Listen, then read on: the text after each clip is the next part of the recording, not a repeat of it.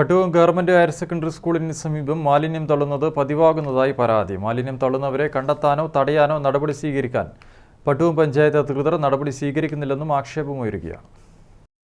Pattuvam panchayat president P Shrimati പ്രതിനിധാനം ചെയ്യുന്ന 9ാം വാർഡിലാണ് Pattuvam government higher secondary school സ്ഥിതി ചെയ്യുന്നത്. സ്കൂളിന് സമീപത്തെ ആളൊഴിഞ്ഞ പ്രദേശമാണ് മാലിന്യം തള്ളൽ കേന്ദ്രമായി മാറിയത്. സ്കൂളിന് സമീപത്തെ ഒരു കച്ചവട സ്ഥാപനവും ബേക്കറി നിർമ്മാണ യൂണിറ്റും കഴിഞ്ഞാൽ വിശാലമായ സ്ഥലം വിജനമാണ്. ഇവിടെയാണ് പ്ലാസ്റ്റിക് മാലിന്യങ്ങളും മദ്യക്കുപ്പികളും പാമ്പേഴ്സ്, പഴയ ചെരുപ്പുകൾ, അലോപ്പതി മരുന്നുകൾ തുടങ്ങിയവ ഇരുട്ടിന്റെ മറവിൽ തള്ളുന്നത്.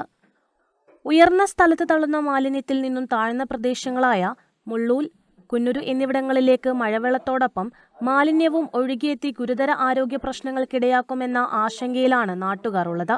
നിരവധി കാലമായി മാലിന്യം തള്ളുന്നത് തുടരുമ്പോഴും മാലിന്യം തള്ളുന്നവരെ കണ്ടെത്താനോ തടയാനോ നടപടിയെടുക്കാൻ പഞ്ചായത്ത് അധികൃതർ തയ്യാറാകുന്നില്ലെന്നാണ് നാട്ടുകാരുടെ പരാതി. പട്ടുവം ഗവൺമെന്റ് ഹയർ സെക്കൻഡറി സ്കൂളിന്റെ 100 മീറ്റർ അകലെ വൻതോതിൽ മാലിന്യം തള്ളുന്നതായി കാണുന്നുണ്ട് സ്ഥിരമായിട്ട്. അത് കുട്ടികൾ ഉപയോഗിക്കുന്ന പാമ്പേഴ്സ് പോലുള്ള സാധനങ്ങളാണ് ഇവിടെ നിക്ഷേപിക്കുന്നത്.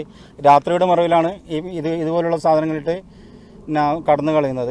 ഇതിനെതിരെ പഞ്ചായത്തോ അതിന് വേണ്ടപ്പെട്ട അധികാരികളോ ഒരു നടപടിയും സ്വീകരിക്കുന്നില്ല എന്നാണ് എനിക്ക് പറയാനുള്ളത്.